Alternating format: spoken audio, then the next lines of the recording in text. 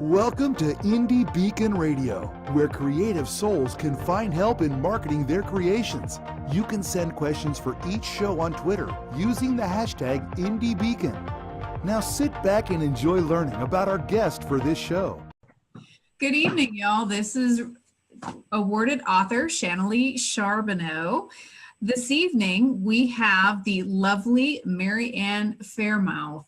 Welcome, Ann. How are you doing this evening? I'm great, Shanley. It's wonderful to be here. That's awesome. Well, thank you so much for joining us.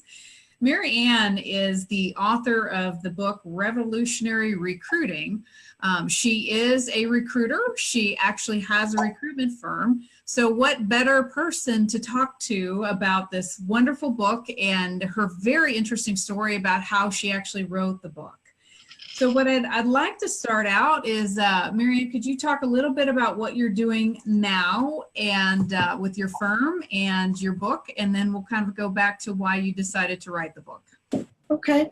Well, my firm is Faremouth and Company, and I'm a national recruiter, and I've been in the recruiting business since 1982.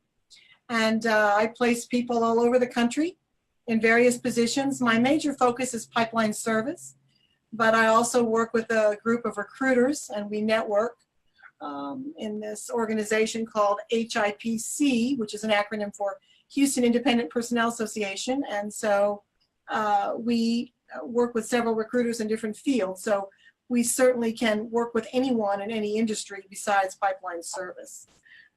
What I'm doing is working in a way with today's generation and working in a way with the job market of 2019. Things have changed a lot, Shanley, in the recruiting world, and we have some generational differences and some interesting things going on. And I think that what my practice does and my book does is work with employers and applicants and recruiters to help them come to today's marketplace and have more success in making good matches.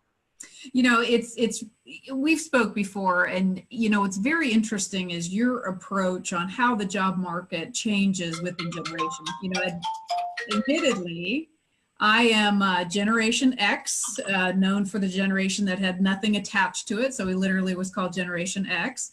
You've openly admitted you're baby boomer, correct? Yes. Wonderful, yeah. So that kind of puts us. So as we talk about baby boomers and millennials, at least the audience knows what the perspective is that we're coming from and what we've seen in our time. But what I'd like to do is start off with a very, very strong story that really tells your story. Can you talk a little bit about your husband and what put you on this path to becoming the author of Revolutionary Recruiting? I wrote this book because I had a situation happen to me that was very close to my heart that essentially changed my life forever. I was married to a wonderful man for 18 years that was miserable in his job. He wanted to be a forest ranger when he graduated from high school, and his parents said, no, your uncle's an engineer, your dad's an engineer, your aunt's an engineer, you're gonna go to A&M and be an engineer. So that's what he did. And for the 18 years I was married to him, he would come home 2 or 3 nights a week with migraine headaches. He was so unhappy in his job. And he worked for the family business, so it was very difficult to really pull him away for that. But one day he was sitting in front of me and he had a funny pain, and he died of an aortic aneurysm, and right in front of me. And I was always haunted by the fact that here I'm an executive recruiter and I couldn't help my own husband. And obviously he's gone, I can't save him. But how many other people can I help to never get to that point? And what really triggered me to write the book was that 3 years after he died, a young man came to me that had a degree in forestry. And he wanted to be in the oil and gas business. So he was the mirror opposite of my husband. And obviously I couldn't help my husband or save my husband, but I was determined to save this young man and put him in the right job, and I did. And I put him in a position where he didn't really have exact experience for, but he had the passion for it, and he had the transferable skills for it. And so 3 years later, the position he would have been in, he'd been promoted 3 times, and he's now running the plant. So that's how Revolutionary Recruiting was born. So it came out of a very big trauma for me, but I used the experience that I had to write this book to help other people to never go through what my husband did. And I think it's helping a lot of people. It has 118 5-star reviews, and it's doing well. It has 3 awards. It just got #1 bestseller on Amazon. So I'm so thrilled that what I did from my trauma, my traumatic experience, I turned that into helping others. And that's the book I wrote.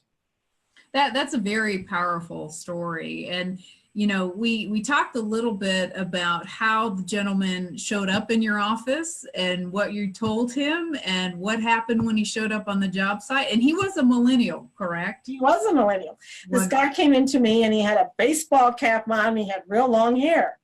And I had talked to the client and said, you know, you need to interview this guy. He said, what's his degree? And I said, you don't want to know. He said, Marianne, what's his degree? And I said, it's in forestry. He said, what am I going to do with a forestry degree? I said, just interview the guy. He's perfect.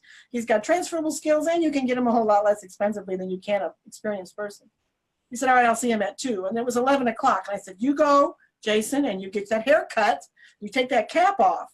Okay. So 5 minutes to 2, the client called me. He said, what in the world did you send me? I said, what? He said, he's sitting in my lobby with long hair and a baseball cap. I said, he's a millennial. You know, they have a mind of their own. Just interview him. Get past that. You just need to interview him. And so he said, all right. He did. He hired him on the spot. And 3 years later, he's running the whole plant. So a good example of sometimes our lovely millennials don't listen, you know. But the great story about millennials working and succeeding and, doing the right thing, as it seems like your motto is to do the right thing. Can you talk a little bit about your experience and what makes you a different recruitment person, if you will? What, you know, we know that recruiters are known as sharks out in the world, you know. They just want to make the buck and they're not trying to do necessarily the right thing. And I'm not saying that's the rule, but that's generally the reputation that they do have sometimes, because there's a lot of money in that industry, obviously. But what makes your firm and yourself different as a recruiter? Well, I think, Shelley, as I was telling you, I consider myself a holistic recruiter, all right? I look at the whole person. And, you know, sometimes the degree we got 4 years ago or 10 years ago is not who we are today or what we want to do today. So I look at that person for who they are, what their passions are, what their skill set is, and what's out there that's going to align with who they are today. So I don't just take a job description and a resume and slap them together. I take the time with this method that I developed called the Faremouth method to find out who this person is, what their passions are, motivations are, really what they want to do. And then I try to advise them about what reasonably is out there that aligns with that. And when I do that, and I take the time to do that, I have a lot higher retention with my placements. In other words, my people stay on the job. Because if a person is fulfilled, especially today, in our job force today, with millennials especially being 51% of the workforce, people are looking for purpose. They're looking for meaning. They're looking for different things in some ways than baby boomers did. Although I have to say, my sons compliment me, Shauna Lee, and tell me that I have a lot of millennial characteristics. You always care about the greater good, Mom, and you care about making a difference, and you care about purpose. So I guess in some ways that's a big compliment to me that I have those qualities of millennials. But I think that in today's marketplace, in today's job world, people want different things than they did maybe in our day. In my day, my dad would say, Shauna Lee, Marianne, be glad you have a job, all right? Be glad you have a job. Forget about if it's purposeful or if you enjoy it. You have a job, you're getting a paycheck, you have benefits, be quiet and be happy. Today, it's not that way. People want a little more meaning and purpose. And I think that in my approach to placement, I keep that in mind. I'm mindful of that. And I think that's what makes me different. Wonderful. Now, you have given this advice to many candidates and many people in their career, but as a mom of a young son at 8, you have 2 sons that are grown now. And of course, moms give the most advice to those children, or boys, if you will, in this case. Can you tell me the success stories? Because what your sons have accomplished is amazing. And I think it's a prime example of your work and what the end result is of your work. Well, thank you. I have 2 beautiful sons, and I'm very, very proud of them. They lost their dad when they were 9 and 13. I made them both work when they were 15. I didn't make things real easy for them. I made them very responsible. They were involved in sports. And I think that in a lot of ways, I allowed them to fail and learn the lessons from the failures. Now, I'm not going to say I did everything 100% right. I might have been a little too lenient in some cases, but I think some of it was the loss of their dad. And I felt, these kids had a lot of a handicap as far as not having a dad. But I think my younger son is manager of audit for Deloitte & Touche. My older son has been with the company 10 years. He's a lead salesperson for a tubular company. I'm proud of both of them. But I think that in making them be accountable and making them work at an early age and making them be responsible and allowing them to fail, I think that they were able to make more of a contribution in the workplace as opposed to mom doing everything for them. I made them both work. They're very young. I met the little one. The whole time he was at UT for his undergrad and graduate school, he worked the whole 5 years. And a lot of his friends, he'd say, Mom, they're all going to fraternity parties and I got to work. Well, yeah, you know what? Welcome to the real world. Yeah, you do got to work. But I think now he looks back and says, my mom built a certain kind of a attitude in me that maybe is paying off. And maybe these guys that were all going to parties and fraternities aren't being promoted as much as Christopher is. So I kind of walked my talk, all right? And I think in my book, I talk about failure is not necessarily a bad thing. Now, I'm not saying you're going to, be abusive and make them go through horrible, horrible times. That's not what I'm suggesting. But I think sometimes enabling our children too much is more of a detriment than a benefit. That is well said. And it is very difficult to do as a mother, especially when there is a loss of another parent or a great loss that you want to overcome. When my son was 1 and learning to walk and he fell the first time, the first thing I had done was I actually applauded and I went, yay! And I was like, where did that come from? And, I continued that process. And, of course, being 8, we don't know how that's going to transpire in the real world, but I already see a difference in understanding that falling is a success, failing is a success. And we need to look at that because I think as a society, maybe we're too hard on ourselves thinking perfection is an attainable thing. And I look at people like Oprah Winfrey. I mean, look at what she's been through. Look at the abuse and the terrible childhood that she had.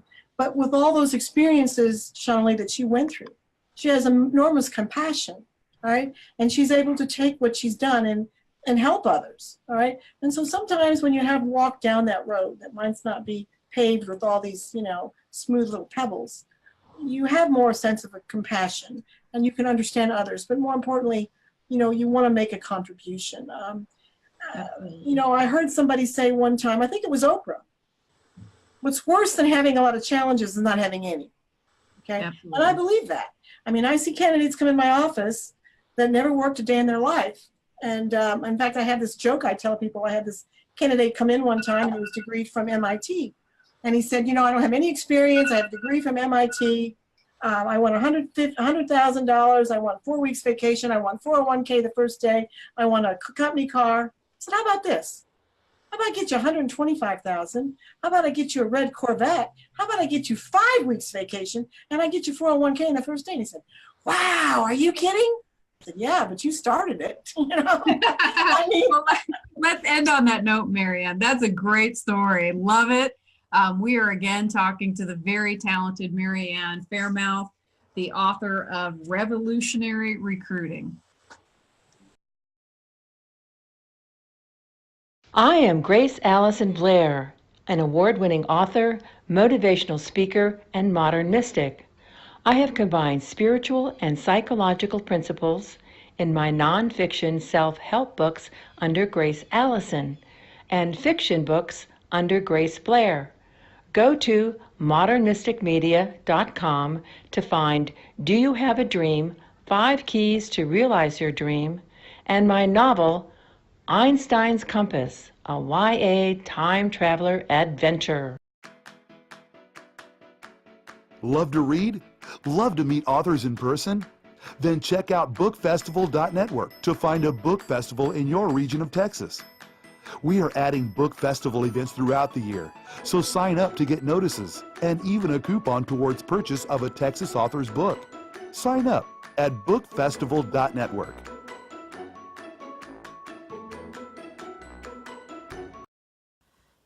has ended, but the memory lingers on, has been written by Helen Munday and Christian Gutling. A story of a Dutch secret agent under German occupation, highlighted drama, and then the British rescuing him and teaching him how to navigate the Fairey Swordfish airplane.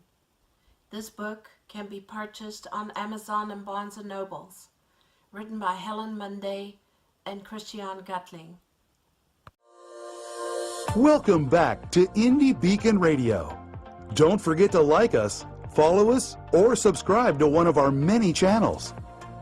Now, here is your host for today's show. Good evening, y'all. This is awarded author, model, and speaker. I am Grace Allison Blair, an award-winning author. And we are speaking to Ann Faremouth, the author of Revolutionary Recruiting. Welcome back, Ann. Thank you, Shanalee.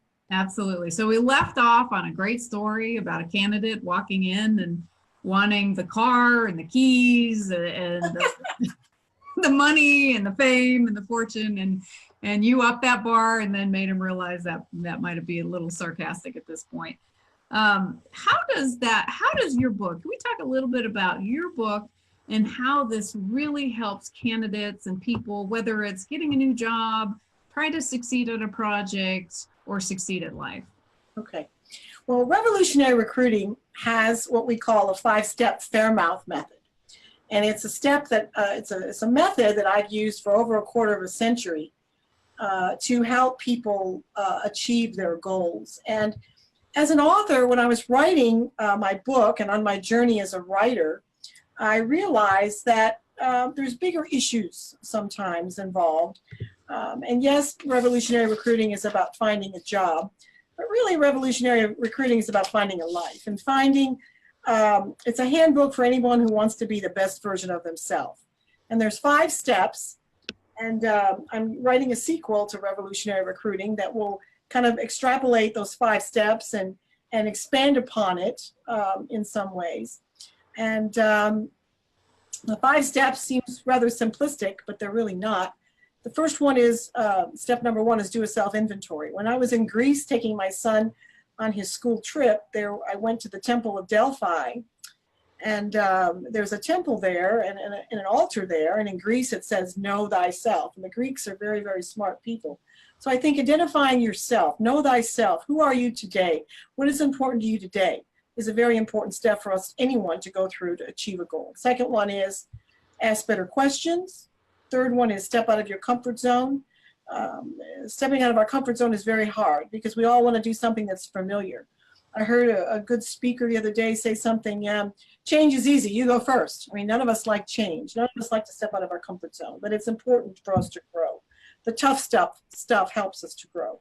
The fourth one is take the time to do it right. We all want to do something right away. We want to wave that magic wand. We want to write that book. We want to make that promotion. We want to get that new job. We want to get that career, but we have to take the time to do it right. Go through the steps we need to go through to get to where we want to go. And the fifth one is very, very important. It's called be a hunter. And I'm not talking about shooting deer, or geese, or ducks, or anything like that. In life, there's 2 kinds of people, essentially, Shanalee. There's your systematic gatherers that sit back and wait for everything to come their way. And there's people that are hunters. They go after it. I think in anything in life, if you want to achieve anything, you have to go after it, whether it, whatever it is. And so that 5-step method initially was developed and trademarked for job seekers, but I think that can be expanded upon for people that want to achieve goals, in other areas as well. That's very powerful. I know we all struggle with, trying to accomplish things, especially in this fast-paced world, and really trying to, accomplish one thing. As a Generation X or a baby boomer, you can remember the days where you completed a task and you went to the next one, and that task generally didn't come back to bite you. Where now you feel like you're juggling many things. So that's really interesting. Go ahead. And I just think that the other part of this, I give a lot of speeches about this. It's called Slay the Dragon Within. And I think that for any of us, what usually holds us back in achieving whatever it is we're trying to achieve is self-doubt and fear. And that's the dragon that we have to slay. And the sword that I use to slay that dragon is the Faremouth method and going through those steps. And I think if we have a method and a process, sometimes we are a lot more successful than just swinging by the seat of our pants to try to, achieve that goal. Absolutely. Now, speaking of goals, you have accomplished quite a bit. So obviously your advice has paid off for yourself. So you're an action-oriented person. You're not just toting this is what to do. You've wrote many articles that have been published in oil and gas magazines. Obviously you have your recruitment firm. Can you talk a little bit about why you feel like you've succeeded? I think I've succeeded because I had a wonderful mother and dad that believed in me. And my dad used to say, you can achieve whatever you put your mind to if you work hard enough. And my dad was from Malta. He only had an 8th grade education, but he was brilliant. And he made me work from the time I was 14. And I think that my dad instilled in me this unbelievable work ethic. And also, my father owned a restaurant, and he was all about customer service and helping others. He was very close to his faith, but he was about the greater good and about making a contribution. And I think it's just part and parcel of who I am and how I was raised. I was with Ford Motor for 5 years, did very well there, but at the time when I moved to Houston, it was automotive industry was going down, and I didn't like the cold, and my boss said, go try your hand in Houston. I'll hold your job for 6 months. If you don't like it, come back. So I thought, what do I have to lose? So I took a risk. I stepped out of my comfort zone and came to Houston. Obviously, I bet my husband never went back. So I think I've been successful because I failed quite a bit, I have, but also I've had that belief that if I keep going and work hard enough, I can achieve whatever I put my mind to. Now, you are actually, you are a speaker, and you are speaking at the AME conference. Is it June 27th? Is that correct? Coming up, or July 27th? I think it's in July. Yeah, July 27th through the 29th. Yeah, and I think that I have a possible speaking engagement at the Project Management Institute. I just gave a speech the other day for some project managers, and the head of the organization was there. And what I want to do is to speak more. I like to do it. I enjoy it. I think people, get something out of it. And so I'm speaking as much as I can these days at different organizations. I'm going to New Orleans to a conference for the NASPD. And then there's going to be one in April in San Diego. So I'm trying to combine my speaking and writing skills with my recruiting practice. That's wonderful. So just kind of going back to the AME Book Festival, that's July 26th through the 28th. What are you speaking? What is your topic? I'm going to talk about Slaying the Dragon Within. I had the honor of having Alan in the audience when I was giving, I was the kickoff speaker for the Houston Writers Guild. And I gave the Slay the Dragon Within talk there for writers. And Alan happened to be, as I said, in the audience. And he kindly asked me to speak because, a lot of us as writers have, and because you're a writer, we get writer's block, right? And sometimes, we have something that holds us back. I know it took me 4 years to write my first book. I remember dating a guy, and he said, whether it's with, insecurities from within or exterior. And I had a guy I was dating, and he was an editor of a newspaper and a very good writer. And I said, I'm going to write a book. He said, oh, Mary Ann, you'll never write a book. Well, needless to say, he wasn't my boyfriend very long. But had I not overcome that fear and self-doubt, I wouldn't have this book that's helping so many. So I'm going to talk about Slay the Dragon Within, because I think that for writers especially, sometimes we don't get our projects off the ground because of that self-doubt and fear. And if we can overcome that, then we can get our work out there into the world. Yeah, I think many people would find that very interesting. A lot of authors would because you are challenged with, trying to accomplish and finish projects. And authors, I think, can be procrastinators. So, but we are going to take a break. This is, again, awarded author Shannon Charbonneau speaking with the very talented Mary Ann Faremouth. author of the book, Revolutionary Recruiting. What would you do if you found out everyone on the town council were thieves and murderers? That's what happened in Bandera, Texas in 1873. John Cruder was the marshal, yet he needed to operate outside the law in order to balance the scales of justice. He is the Midnight Marauder. You can find his books on Amazon.com and TopWesterns.com in paperback, digital, and audio. I'm Roy Clinton, and I hope you'll read The Midnight Marauder. Indie Lector is a store for serious readers and indie authors. Find great talent at indielector.store and save money on books with their book club. A portion of the proceeds helps get books into schools and libraries in need. Find a great book to read by an indie author at indielector.store. What started as a love letter to her son has become an international love letter for all parents to their children. Now you can read acclaimed author Shanalee Charbonneau's story to your children. When her son was very sick, she calmed him by singing her own song to him. She turned that song into the book, My Mama Loves Me, I'm Her Little Boy. She wrote 3 more magical books for all parents and kids 6 and under. Available at Indie Lector, Amazon. Good evening, y'all. This is Shanalee Charbonneau back again, speaking with Ann Faremouth. Welcome back, Ann. How are you? Thank you. I'm great. How are you? Good. So I remember your beautiful story about writing your book for your child, and I remember hearing that beautiful story. It's such a touching story. Thank you. What a great book. Thank you. Well, it's just like the sad story about your husband. It's not that you go through traumatic things. It's just what you do with them in the end. So thank you for recognizing that. And thank you for doing this wonderful book that causes people to, find solace on trying to find their meaning in life, because that is the big question, whether we talk about it professionally or personally. So congratulations on slaying that dragon, if you will. Thank you. So obviously the first thing, I want to get into kind of your thoughts, but the first thing I want to mention is if I ask, what's the very first step somebody should do in trying to seek that right position? Of course, it should be purchase the book. So can you tell the audience where your book is available? And then after that, I'd like you to kind of segue into, what's the first thing you tell your candidates, and for those that are out there, really thinking about this and thinking about their career and their meaning of their life.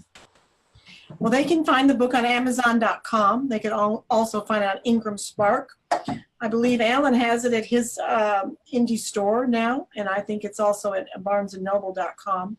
But when I have a candidate come to me, and especially people that are recent college graduates, and they're not really sure what they want to do, I go through the 5 steps with them, but I think the most important one is to do a self-inventory.